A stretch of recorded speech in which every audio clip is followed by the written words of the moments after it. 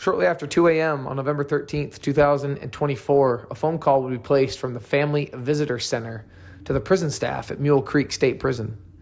The person who had placed the phone call was 54-year-old inmate David Brinson regarding his 62-year-old wife, Stephanie Diane Brinson. The couple was on a private conjugal visit when David Brinson would call staff saying his wife had passed out during her visitation. CDCR officials would respond and initiate life-saving measures on the woman before medics would arrive and take over. However, sadly, Stephanie Diane Brinson would be pronounced dead about an hour later. Following more breaking news, 4 months after a woman died while visiting an inmate at Mule Creek State Prison, we've learned her death is now deemed a homicide. The Amador County Coroner tells KCRA 3 investigates she was strangled. Investigative reporter Lizzie Mitri is here with what she has uncovered. Lizzie. Curtis, we've been following this story for several months, waiting to hear from the coroner, all after learning 62-year-old Stephanie Dowles from the Los Angeles area died at Mule Creek State Prison in Ione on November 13th at about 2 in the morning. Her family tells us she was visiting her husband, 54-year-old David Brinson. He's been in prison since 1994, and court records show a jury convicted Brinson of 4 counts of murder, and he was sentenced to 4 consecutive life terms without the possibility of parole. But he was allowed family visits. The CDCR website tells us those happen in private apartment-like facilities on prison grounds and can last about 30 to 40 hours. So it was during one of those visits that Dowles died. We know she was a hairstylist and a small business owner, and she was very close with her community in Southern California. So now, while the coroner has ruled Dowles' death a homicide, the prison says its investigation is still ongoing, and the district attorney's office tells us it has not filed charges against anyone because it's still waiting on that criminal investigation to be completed. Back to you. Lizzie, have you had a chance to speak with the family? Yeah, we have. They're obviously very upset about this, and they have questions about whether these private family visits should have been allowed. People looking at that now. All right, Lizzie, thank you very much. We spoke with the victim's family, and they're demanding answers. They want to know why an inmate with such a violent history like this was allowed to have unsupervised visits in the first place. The most giving, kind-hearted person. 62-year-old Stephanie Dowles was always trying to help others. Her mother, Ovita Wilson, says, I would often tell my sweetheart, you can't save the world. Dowles was a mother herself to 2 sons, grandmother to 6. She was a hairstylist and a small business owner in the Los Angeles area, known to her family as Stevie. We spoke to them on Zoom. Stevie was literally the glue that held the family together, making her loss all the more difficult. We were just devastated. Dowles died during an overnight visit with an inmate at Mule Creek State Prison in Ione just before 3 a.m. last November. Now, 4 months later, the Amador County coroner confirmed her family's fears, finding the death was a homicide. The coroner says she was strangled. How could they just, let this happen and just don't get it? Armand Torres says the prison should be held accountable. He says his mom was visiting her husband, David Brinson, there. They would read the Bible together. He was in school in there because she was pushing him to try to be this better person. But Brinson is serving 4 consecutive life terms with a 20-year determinate sentence on top of that, without the possibility of parole, all after his 1993 conviction of 4 murders. My mom was just left alone, and she, called for help, I'm sure, and there's nothing she could do. Officials say the criminal investigation is still underway, so as of now, no one's been charged with Dowles' murder. But it happened during a family visit, which the California Department of Corrections and Rehabilitation website describes as a visit in private apartment-like facilities on prison grounds that can last approximately 30 to 40 hours. It was just after 2 a.m. on November 13th when CDCR says Brinson used the phone in that apartment-like facility to tell officers his wife had passed out. Given the history that this guy has, we kind of just, wanted to know how is it even, possible for them to be unsupervised. The CDCR website shows inmates blocked from those privileges are limited to those on death row, those convicted of sex offenses, those going through the reception process upon arrival to a prison, or anyone under disciplinary restrictions. There's no mention of multiple murder convictions. Do you think that policy should change moving forward? It has to. There has to be something has to be done, because it's not fair. CDCR says inmates have to meet strict criteria for these family visits, like sustained good behavior, for example. And they say the visits are meant to support family connection and rehabilitation. And Dowell's family did say that she had visited Brinson several times before this, and those visits seem to have gone well. So they say at the time they didn't really think much of it, like they now believe they probably should have. Back to you. And our investigative team also looked into what, if any, security measures are in place during those prison visits. The CDCR operations manual shows that inmates have to present themselves for account at least 4 times within a 24-hour period, and the watch commander can also order unscheduled inspections. But otherwise, the manual explains every effort is made to ensure the inmate's privacy. Well, listen to this. The death of a woman at a jail in Amador County while on a visit is now being investigated as a homicide. It happened last Wednesday at Mule Creek State Prison when 62-year-old Stephanie Diane Brinson was visiting her husband. He's an inmate there. The State Department of Corrections says the inmate used the family visit phone to tell officers his wife had passed out during her visit. But the cause of her death is allegedly to have been caused by strangulation. Amador County and the state prison is now handling the investigation. Stay with us as we learn more. What's going on, you guys? Welcome back. Another episode of Green Lit Gang TV. Much love, much appreciation. Thank you guys so much for checking out the channel today. Hope you guys had a wonderful weekend. Really quick, guys, I don't ask it a lot, but it means a lot because I do put a lot of work into these videos. If you like what you see, if you like what you hear, please comment down below. Please shoot me a like. And if you can, please subscribe. It means a lot more than you really know. It really, really does. To those of you that have supported me, thank you for the continued support. For those of you checking out the channel for the first or second time, hope you enjoy it. And today we're going to be sticking with the theme that we've been with, the California Department of Corrections Rehabilitation, the CDCR. It's been absolutely crazy in there as of late. Basically all of 2025, it's been popping off. And like we talked about in the intro, it was during they used to be called conjugal visits. Now California tries to refer to them as, or likes to refer to them as, family visits. There have been murders that have taken place during these visits. I just think the murder of Stephanie Diane Brinson, the timing of it, the fact that it's taken place during these few months of pretty much chaos within the CDCR, just kind of highlights everything that's been going on within the system. And, I've gotten some comments down below that said, hey, you can't blame one person. I'm not blaming one person. I'm absolutely not. But it really does start at the top. And the laws, the rules that are put into effect by people that don't have to deal with the day-to-day life within the prison, it affects those that do have to deal with the day-to-day life. And I'm talking about not just the inmates. I'm talking about the staff, the administrators, these lawmakers, the governor, these people that make these rules, make these laws, have these great new ideas of how they're going to approach criminal justice reform. Well, they don't have to deal with it day in and day out. The governor comes and walks a prison once a year, twice a year, and the news camera follows him and he smiles and shakes hands with inmates and tries to say, hey, we're making changes and we're going to do this and we're going to do that. Stay there for 365.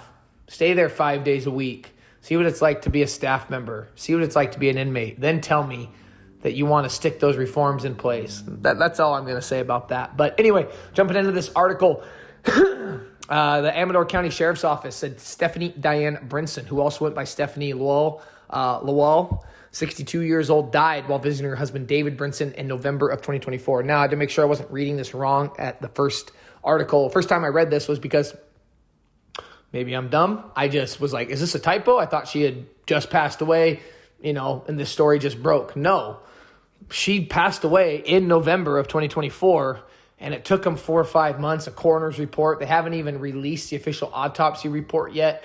to determine, though, the coroner's report determined, no, this was not an accident. This was not her passing out from a medical emergency. This was homicide. This was strangulation. And the one and only and kind of obvious suspect, if I dare go that far, even though it's still alleged, is her husband, David Brinson, who is serving multiple life sentences, including a 20-year enhancement for life without parole for a quadruple homicide during a robbery gone wrong back in the 90s. Actually, 1990 to be exact. He got sentenced to 93, and he's been part of the CDCR ever since. So continuing in the article, coroner officials have determined that a woman was strangled in November while she visited her husband, a man convicted of murder more than 30 years ago and serving a life sentence in a Northern California prison. Stephanie Diane Brinson, 62, died as a result of a homicide, and her cause of death on November 13th, 2024 at Mule Creek State Prison in Ione, California was determined to be strangulation. Amador County Sheriff Gary Redmond told the Sacramento Bee. Her husband, 54-year-old David Brinson, had been serving a sentence of life in prison without the possibility of parole for a Los Angeles County conviction, according to the California Department of Corrections and Rehabilitation. The Los Angeles Times reported that David Brinson was convicted back in October of 1993 for the June 1990 execution-style murders of 4 men during a robbery. Brinson, reportedly shot to death Robert Marks and 3 other men on June 12, 1990 in Marks's garage-style apartment in L.A. Brinson, 54, continued to serve his sentence Tuesday at California Healthcare Facility, a prison facility in Stockton, California.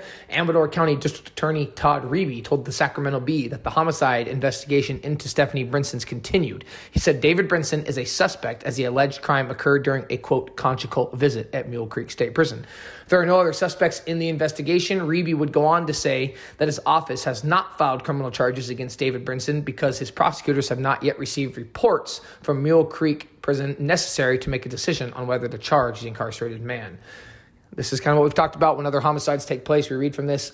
There's the prison officials that conduct the investigation. They work hand in hand with the district attorney of that county. And then obviously the sheriff or the city police or whatever going to file, going to work together. They're going to file the charges and go out and, not going to go out. You're going to basically rearrest him within whatever facility he's in.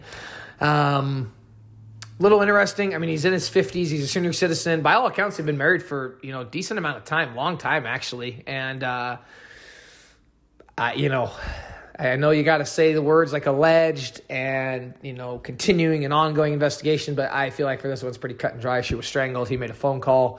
A ghost didn't come out between the walls. Nothing popped up from under the couch or the bed. He killed her. Let's just say what it is, kind of state the most obvious thing in the room right now. It's like David Brinson killed his wife, and he did so by strangling her to death. And then he made a phone call saying she passed out. He's already serving multiple life sentences. Who knows? There might have been an argument. There might have been something that goes on. He might have thought he heard a rumor. We don't know. Could have just been anger. Could have just been jealousy. By all accounts, she was a beloved woman. She was a mom of 2, a grandmother, owned a hair salon, a pillar of her community. We're going to read about that in a second, but this is really, really sad. There are no other suspects in the investigation. And again, CDCR officials did not respond to questions from the Sacramento Bee about the woman's death at Mule Creek State Prison. KCRA, which is the news outlet that this is stories reporting, was the first to report Stephanie Brinson's cause of death. CDCR officials said KCRA in early December that shortly after 2 a.m. on November 13th, 2024, that inmate, David Brinson, at Mule Creek State Prison. So basically, whatever happens, happens. She is incapacitated. He uses a prison family visit phone in that unit to notify prison guards, hey, my wife, she's passed out during this visit. CDCR officials said prison staff, they began these life-saving measures like we talked about in the intro. Didn't work. She got pronounced dead by a paramedic that had been called to the scene. Now, really quick, some prison inmates, this is just a little bit of a breakdown of how the visits and the conjugal stuff works. Some prison inmates are eligible for, quote, family visits, which are private and held in apartment-like facilities on the prison grounds. They span 30 to 40 hours, according to CDCR's websites.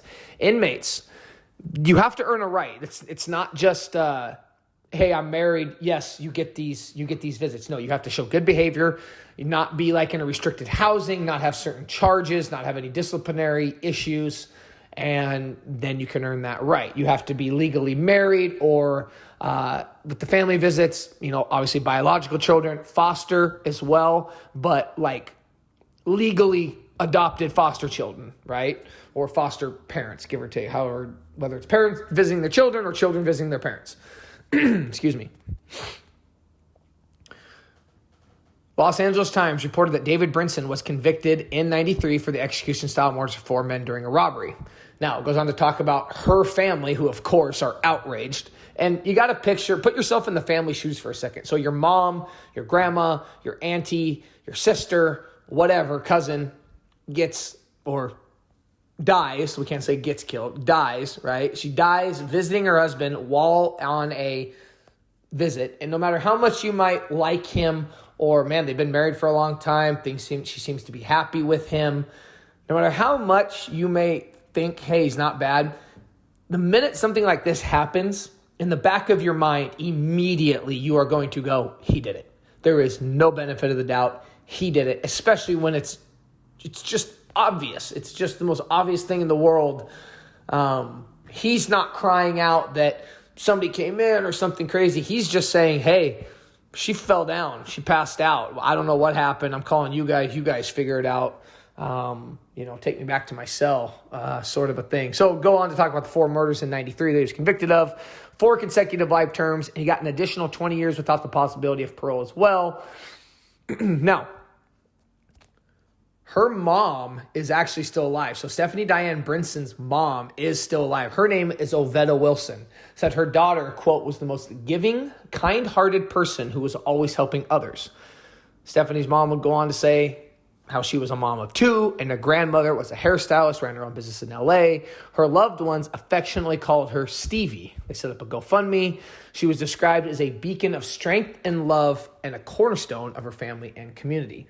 They went on to talk about, quote, her salon was more than just a place for beauty services. It was a space where community members felt heard and supported, the page reads. Stevie was a trusted friend to call her clients. California Department of Corrections and Rehabilitation said in a statement to KCRA, quote, the incarcerated persons must apply and meet strict eligibility criteria. And what that is called covering your ass. That's CDCR saying, hey, we don't just let anybody have these visits. You have to meet eligibility requirements. You have to have good behavior. Here's his prison record. And you know what? You can't even say, hey, it's their fault. I mean, I don't know. I read another article about their checks, and basically an inmate is checked like 4 times a day. So even during these visits, they're checked on, but it also said in the same article, the same statement, that privacy is still very much provided. Like the prison staff will do everything they can to keep this, because remember, they want to provide a sense of normalcy. They want to make it seem like you're not in prison. You're just having a private moment. And in the real world, when we're with our significant others, we don't have somebody coming to knock or somebody to come put eyes on us to make sure that, yep, we're there, and the person that's with me is still breathing in there, which in this case, maybe they should have done that. Anyway, yeah, last thing we're going to be talking about is his past crimes. June 12th, 1990. I mean, if you really think about it, man, so Robert Marks garage-style apartment, 3 other men. Yeah. Now, I will say this. David Brinson, he was only 18 years old when he committed the crimes. Now, I'm trying to word this correctly. It doesn't let him off the hook. It does not let him off the hook. But he's also served a large portion of his life behind bars. And he filed his appeals. It talked about how, he was of age. And actually, I'm sorry, when I read this, hold on. So he was 18, which means he was an adult. But no, he committed them 1 day before his 20th birthday. Okay, there you go. 1 day before his 20th birthday. So what they tried to do is his defense team at the time tried to say, hey, he was young. He was 19, going on 20 the next day. This should be taken into account. No, it did not matter. He was of age. He knew what he was doing was wrong. And it's kind of hard because when you kill 4 people, that takes a lot of time, a lot of effort. And one person takes time and effort, but 4 people to meticulously go through, even if it just takes you 10, 20, 30 seconds, there's a lot that's happening in those 10, 20, 30 seconds. Talks about how in June 1993, a jury convicted defendant of 4 counts of special circumstance murder, 2 counts of robbery, and 2 counts of attempted robbery. The jury also found firearm allegations true. The trial court sentenced defendant to 4 consecutive life terms without the possibility of parole, and then he got an additional 20-year determinate sentence. So yeah, they booked him really, really hard. So he's been in there, you know. He had almost 2 full years as an adult. And from then on, he has never been a free man. You know, absolutely insane. But just another example, CDCR, another murder, another crazy case.